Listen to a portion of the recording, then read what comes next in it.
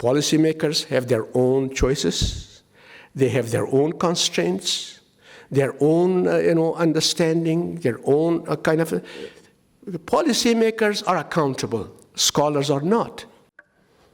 Pleased to be part of this conference, and I appreciate the organizers, particularly President Ivanov and also Mark, who invited me again to this session.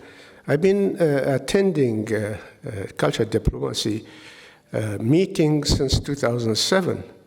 Every year, each time I attend, I think I see it more elaborate, richer than before.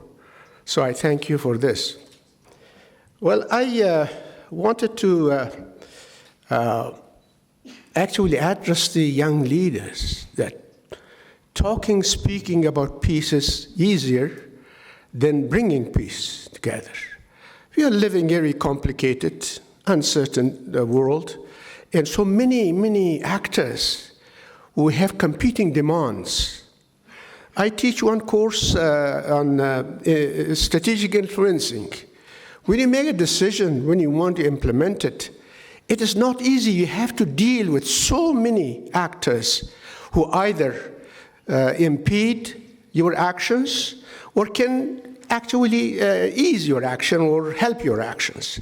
But you have to deal. It's a kind of, it's all what negotiations in dealing. However, the world is not that simple. There is an eternal debate over the nature and dynamics of widening gap between the world of ideas and the world of action. The gap between thinkers and doers, between the scholars and policymakers. I've been gained experience in both world of academic and policy during my career. And even in my career, intimate career as a journalist, I have looked at the issues which brings the policymakers and scholars at the loggerhead. So how we can narrow that gap with the new technology, the scholars make rigorous research and quantification of things, while the policymakers live in a world of constant and instant changes. They do not have time for rigorous and exhausting investigations. They think, or they are based on their experience and intuitive skills. And that's something that affects during all the decisions that are implemented today in the foreign policy. I can go on and on, but I will specifically talk about the problems we faced in bringing peace to Afghanistan. Why, after 20 years, with so much blood and treasure, we removed the Taliban back in power in Afghanistan? Why it happened with all the sacrifices that was we saw in the different areas. I was involved in peace process in 3 different levels. At the beginning and before 9/11, I published an article in Parameters, which is the senior journal of the United States Army, published from Carlisle Barracks, Army War College. In that article, which was published in February 2001, a few months before 9/11, there I argued that if you want to bring peace and stability to Afghanistan, you have to reverse all what you've done in the past. In the past, you forced peace through use of force.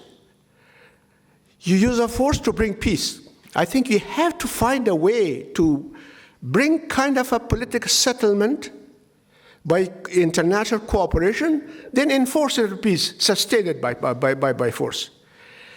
But, well, 9/11 took place, and then after that, while I was in the government, the next stage, we missed two opportunities to peace at a very cheap price, low price.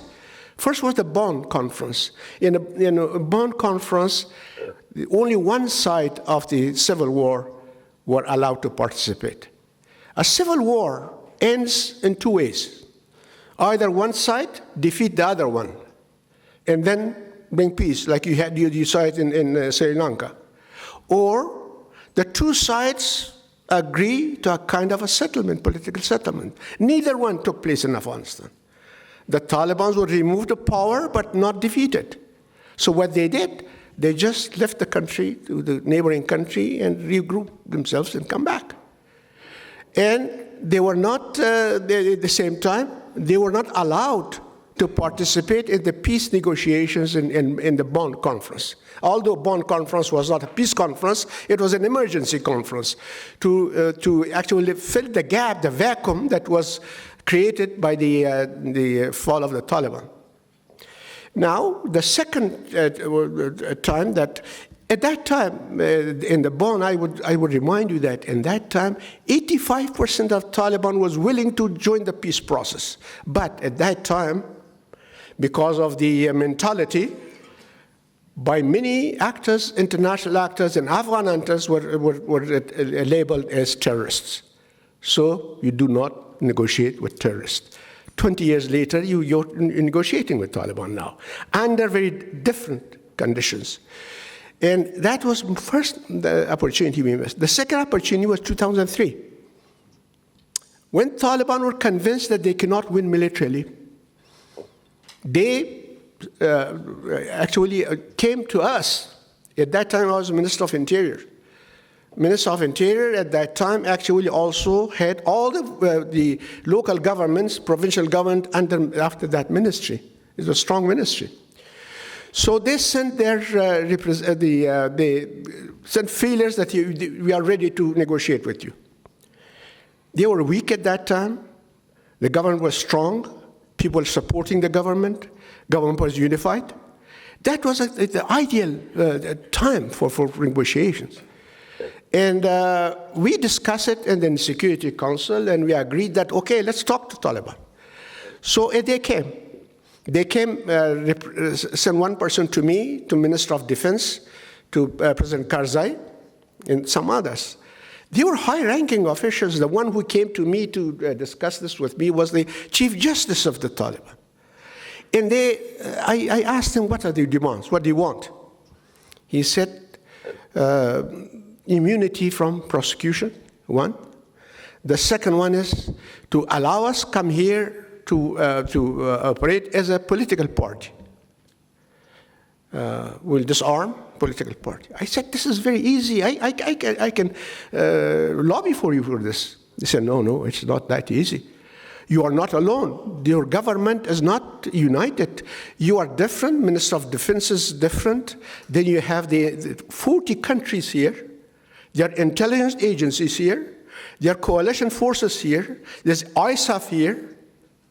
So if all of you can collectively give us this guarantee, we will come back as a peaceful people and political people. We discussed it 2 months, and some of our Afghan friends who were fighting them in the past were not willing to accept that. They thought that they are in a better position and the Taliban are a spent force. And then international actors at that time were busy with the invasion of Iraq. And all attention shifted from Afghanistan to Iraq. So we did not come to a conclusion. The Taliban went, rearmed, regrouped, and after 2005, started insurgency inside Afghanistan. Now, finally, in 2020, President Trump agreed to negotiate with Taliban, but in a very different conditions.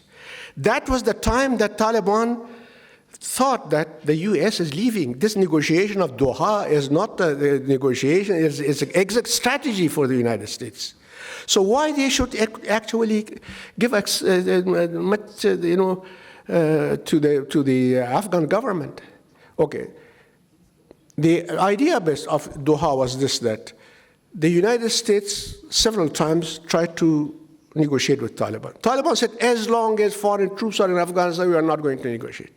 So, okay, in order to negotiate with Taliban, the United States agreed to withdraw its forces in 14 months. Okay, once one side says we are withdrawing troops, the other side thinks it's a better position, it's a strong position. Why they should actually give more concessions? Because in 14 years, the Afghan government is dependent on the assistance from the United States, from the army, from the sustenance of institutions. And even 70% of the budget of that government is provided by the United States. So why the Taliban would give concessions? They said, yes, we will 14 years, fine, you leave, and in that period, we will not attack you. And then the other condition was, in this period, you negotiate with the Afghan government, which was a strategic partner of the United States, and then you reach a kind of a political settlement for a coalition government. Well, that was something that some people believe. At that time, I wrote that it was something that Taliban will always run the clock. They said when they leave, the Afghan government is dependent on them, so we will easily, take over. So if we can take all of it, why it will negotiate for half of it? That's exactly what happened during the Soviet withdrawal from Afghanistan, the Mujahideen. The United Nations is trying to bring some kind of a peaceful solution between the Afghan government at that time, the Moscow-backed government, and the Mujahideen. But the Mujahideen was thinking, why when the Soviet Union leave and they cannot survive? So why we should take half of it? Why cannot all of it? So therefore, that was the problem. The Taliban thought that leaving the U.S., then it is not going to be, the government of Afghanistan will not sustain. In third phase, and the last one that I'm saying, in 2020, when the Doha negotiations started between the United States, the President Mr. Khalilzad, Ambassador Khalilzad, and the Taliban in Doha, I became part of a congressional bipartisan commission. They call it Afghanistan Study Group. I was a senior advisor to the group. It was composed of bipartisan, both parties, and also Mr. General Dunford, the former Joint Chief, was chair of the committee, and many other, all U.S. ambassadors to Afghanistan, all special envoys of U.S. to Afghanistan were part of this commission. And we were asked two questions. One was, if the Doha negotiation succeeds, what should be the policy of the United States toward Afghanistan? If the Doha negotiation fails, what be the recommended policy for the United States? The commission worked for 1 long year. And we caught everybody, in the United States, in Afghanistan, in Europe, all allies. And finally, the report was released in February 2021. And it is available, Afghanistan Study Group report, on the USIP, the website. Two questions were in that main. It is long, a very long report. But we recommended two things. We said that if the United States forces cannot stay in Afghanistan forever, but in order to pave the way for this, if the United States Army leaves before a settlement between Taliban and Afghan government is achieved, there will be chaos in Afghanistan. Taliban will take over and there will be chaos. If the U.S. wait until when the negotiation between Afghan government and Taliban leads to a kind of political settlement and joint government, then the United States Army can live in peace. And then that can guarantee some kind of stability in Afghanistan. However, this recommendation was given to the Congress, that it was mandated that Congress, that the Commission, and also to the government. But the government, its own decision, and left Afghanistan. Now, the people who were involved in this, like General McKenzie, like others in the Joint Chiefs of Staff, say that they recommended that to stay in Afghanistan because it was not the problem. 2,500 people will not, soldiers will not cost a lot. However, what was important? About 17,000 contractors were serving and sustaining Afghanistan Air Force and other weaponry. When they left, 90% of the Afghanistan Air Force, actually all of it is stopped. Everything depended on the foreign troops. Well, why it was so dependent? It's another question that we can discuss, for hours. So therefore, that was the other one. So when I said before that it is speaking of peace, and arguing for peace is good, as beneficial as one thing. Then you are working in an environment that you have so many actors, and then at the same time, policymakers have their own choices, they have their own constraints, their own understanding, their own kind of. The policymakers are accountable, scholars are not. Many scholars in 1992 in the United States, some of them are very prominent scholars, said that if the East Germany joins, Germany is unified, then there will be war in Europe. And they are not accountable. That didn't happen, but they are not accountable. The same thing went. So therefore, what I'm saying here is, it's good to peace. I think it's always good to argue and discuss this, but should realize that leading to peace has to take into consideration all other issues. I think in first panel we heard so many things about this, and also we also heard that it is the wisdom that you should have, how you use your knowledge. You must be right on an argument, but how you can convince others that your argument is good, how you bring it into attention. That is the challenge. I think this challenge will be with you during your lifetime. Thank you very much. I will stop here.